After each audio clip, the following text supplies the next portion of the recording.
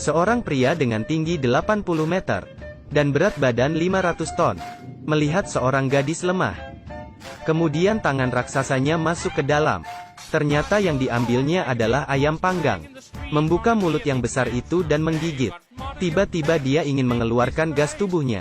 Sebuah kentut membuat orang di sekitar berantakan. Dan nenek tua pun terbang. Apalagi pria yang menyalakan korek api ini. Akhirnya, dia adalah seorang profesor bernama Sherman.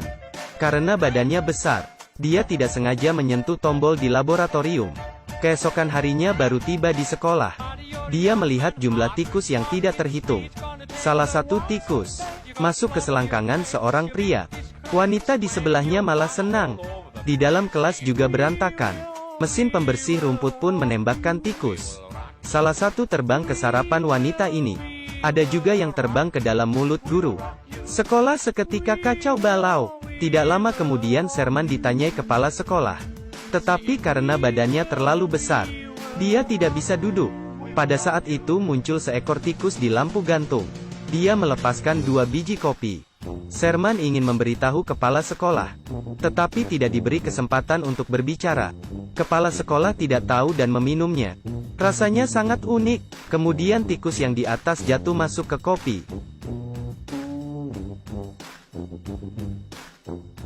Sherman kembali ke kelas dan mulai mengajar.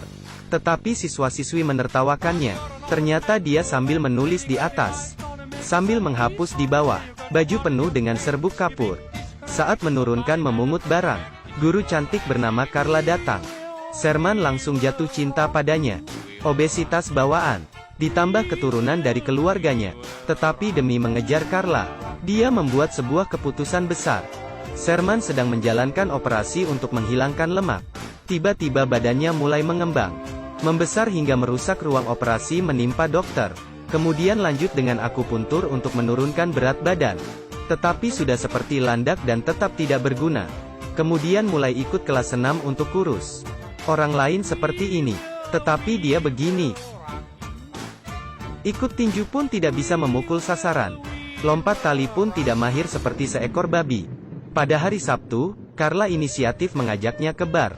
Kebahagiaan selalu datang dengan tiba-tiba. Kemudian Carla juga inisiatif memegangnya. Benar-benar tidak pemilih. Kemudian penampilan tayang bincang dimulai.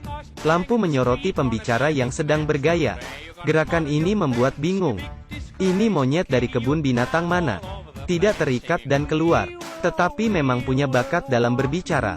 Baru beberapa kata sudah membuat penonton tertawa. Menghina siapa yang dia lihat. Dan kebetulan Sherman berdiri ingin ke toilet. Tetapi malah ditargetkan oleh pembicara. Dia berkata posturnya ini sudah hampir mengejar bumi.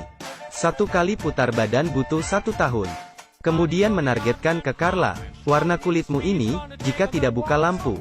Saya pun tidak tahu ada orang yang duduk di sana. Kencan yang bagus malah dirusakin pembicara.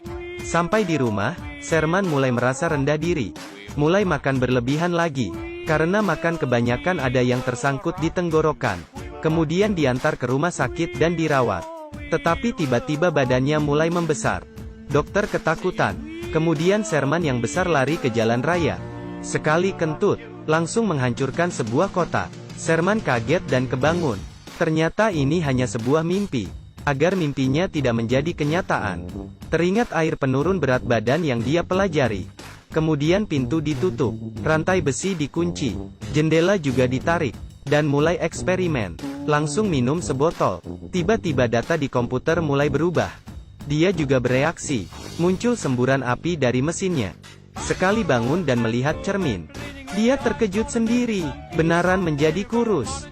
Dia sangat senang. Lebih senang dari orang melahirkan anak. Melihat ke selangkangan. Akhirnya bisa melihat yang ingin dilihat. Apakah kamu bisa membayangkan perasaan orang yang sudah gemuk 30 tahun dan tiba-tiba kurus? Kemudian dia mulai asal beli pakaian ketat yang seumur hidupnya tidak berani pakai. Keesokan harinya, Carla datang ke laboratorium untuk mencari Sherman. Tetapi seperti ada yang tidak benar. Sherman yang sudah berubah mulai asal menggoda. Carla tidak tahan dengan ucapan manis pria tampan. Malamnya mereka berdua mulai berkencan. Mulut Sherman juga berubah jadi berbicara lancar. Badannya juga mulai tegap, menghina pembicara sebelumnya dengan puas. Pembicara tidak terima hinaan, dan minta untuk bertanding. Kemudian Sherman memasukkan pembicara ke piano dengan mudah. Perbuatannya ini memenangkan hati Carla, tiba-tiba penuh dengan rasa cinta.